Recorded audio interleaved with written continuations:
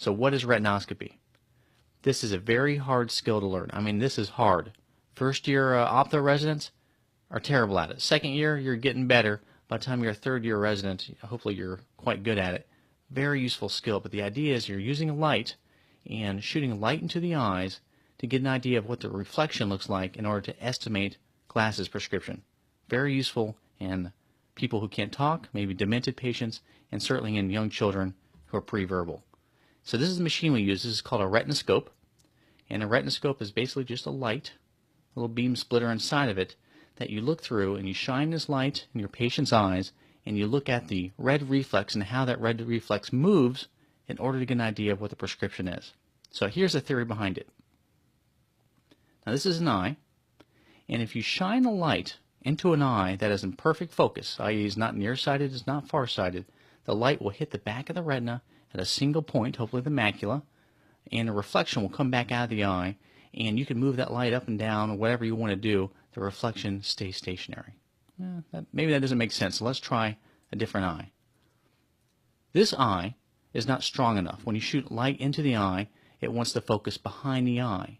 And as you move your light up and down, the reflection bouncing off the retina also moves up and down because it's kind of pivoting way behind the eye. So move your light source up and down, the reflection coming off the retina also moves up and down. So we add a lens on here, a little bit of strength, a little bit of power, not quite strong enough yet. As you move your light up and down, once again, the retina reflex is going in the same direction as your light source. So you make a bigger lens, and now the eye is in perfect focus as you go up and down. It hits that single point, and you have the perfect red eye, or the perfect red reflex.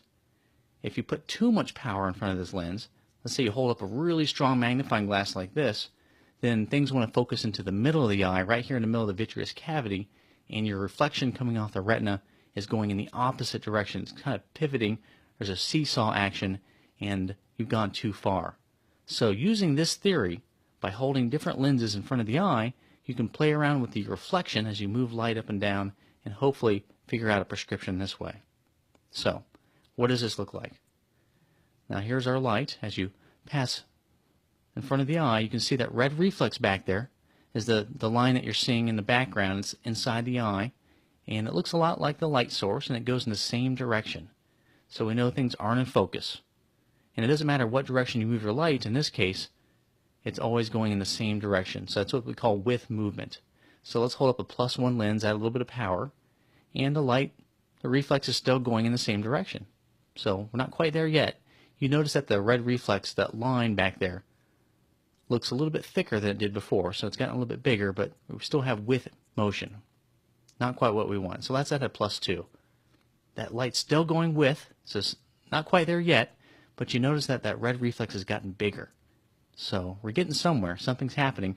We're getting closer to our ideal, perfectly focused situation. So let's try +3. This is it. You notice that the whole eye lights up as soon as that light gets over the pupil. This is the perfect focus, and this is the right prescription for this eye. If you go too far, add too much power, then it focuses in the middle of the eye, and you get that seesaw, that against motion. So if you've gone to against, you've gone too far. So in this case, a +3.00 lens was the right prescription for this eye to get it in perfect focus. Now there's a little bit of a correction factor depending upon your working distance, but this is how we figure out prescription in young kids.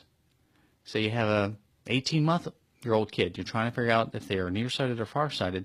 This is how you do it. You hold up lenses in front of them. This is a rack of lenses, the kind that we'd use on a kid. And you basically just keep up holding up these lenses in front of the eye and checking that red reflex until you get exactly what you want.